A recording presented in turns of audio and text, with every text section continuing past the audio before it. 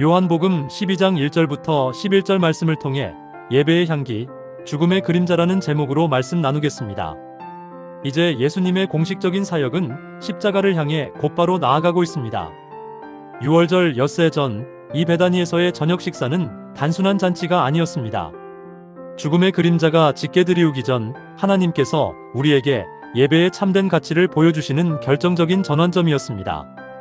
얼마 전까지만 해도 통곡과 죽음의 냄새가 가득했던 무덤 앞의 그 집은 이제 예수님의 능력이 드러난 예배의 자리가 되었습니다. 마르다는 여전히 섬기는 자리에 있었고 나사로는 무덤에서 돌아와 예수님과 함께 앉음으로써 살아있는 생명의 증거가 되었습니다. 예수님께서는 죽은 자를 살리신 생명의 주관자로 그 자리에 계셨습니다. 이처럼 죽음의 자리에서 생명이 피어나는 역사가 일어난 것입니다. 마리아의 헌신은 궁극적으로 자신을 온전히 내어드린 것이었습니다. 첫째, 그녀는 노동자의 1년치 품삯에 해당하는 지극히 비싼 순전한 나드 향유 한 근을 아낌없이 부었습니다. 이는 자신에게 가장 소중한 것을 기꺼이 드린 것입니다. 둘째, 존귀한 분의 머리가 아닌 발에 향유를 부음으로써 나는 주님 아래 있습니다 라는 철저한 고백을 담았습니다. 그 결과 향유 냄새가 집에 가득하여 죽음의 냄새를 덮는 온전한 예배의 향기가 되었습니다. 셋째, 머리털로 예수님의 발을 닦음으로써 타인의 시선과 자신의 체면, 자존심까지 온전히 내려놓는 항복의 자세를 보여주었습니다. 반면 유다의 계산은 합리성으로 위장한 위선이었습니다. 그는 이 향유를 어찌하여 300데나리온에 팔아 가난한 자들에게 주지 아니하였느냐? 라고 말했습니다. 겉으로는 지극히 합리적이고 낭비를 막는 선하고 의로운 조언처럼 보였을 것입니다. 그러나 요한복음 12장 6절은 그는 도둑이라.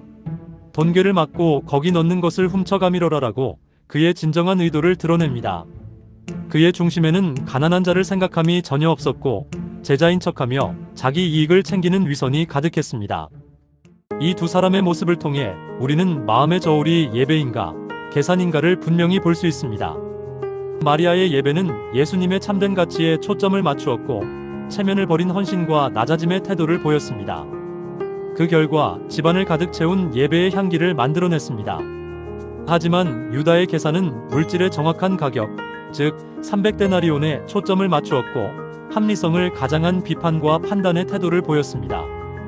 그 결과는 결국 예수님을 팔아넘기는 비극으로 이어졌습니다. 계산하는 삶은 예수님을 끝내 알아보지 못하지만 예배하는 삶은 예수님의 가치를 알고 자신을 온전히 드립니다. 예수님께서는 마리아의 헌신을 낭비가 아닌 때를 아는 예배로 판결하셨습니다. 가난한 자들은 항상 너희와 함께 있거니와 나는 항상 있지 아니하리라고 요한복음 12장 8절은 말씀합니다. 사람들은 마리아의 행동을 비효율적인 낭비로 보았지만 예수님은 이를 자신의 장례를 준비하는 가장 합당한 헌신으로 받으셨습니다.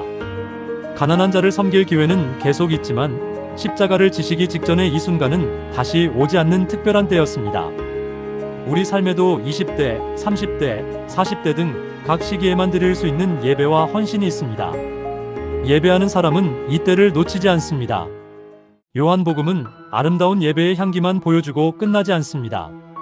참된 생명과 참된 예배가 드러난 바로 그곳에 세상을 지배하던 어둠의 세력이 가장 거세게 반응하기 시작합니다. 향기로운 예배 위로 십자가의 죽음의 그림자가 드리워지고 있음을 보여줍니다. 살아있는 표적, 나사로가 그 중심에 있습니다. 유대인의 큰 무리가 예수님뿐만 아니라 죽은 자 가운데서 살아나신 나사로도 보려고 모여들었습니다. 나사로는 긴 설교를 하거나 정치적인 행동을 하지 않았습니다. 그가 무덤에서 나와 살아있다는 사실 그 자체가 예수님께서 생명의 주관자이심을 증명하는 표적이 되었습니다. 사람들은 나사로라는 표지판을 보고 목적지인 예수님께로 향했습니다. 생명을 얻었다고 해서 그 삶이 안전하고 편안해지는 것은 아닙니다. 오히려 생명을 얻었기에 그는 가장 위험한 목표물이 되었습니다. 대제사장들이 나사로를 죽이려 한 이유는 단 하나, 그로 인해 사람들이 예수님을 믿었기 때문입니다. 빛이 드러나면 어둠은 결코 편안해하지 않습니다. 이것은 예수님께로 가는 모든 흔적 자체를 없애려 하는 세상의 거센 저항입니다. 이는 제자도의 역설을 보여줍니다.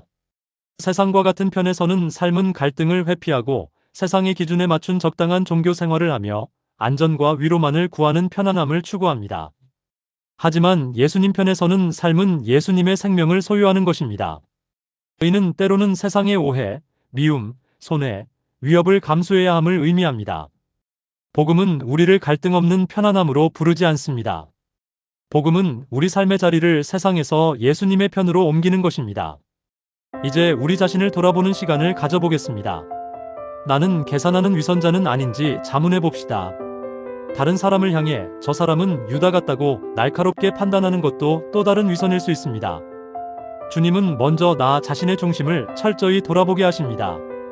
나는 겉으로는 성경적이고 합리적인 말을 하면서도 그 중심에는 예수님이 아닌 나의 이익을 챙기고 있지는 않은가요?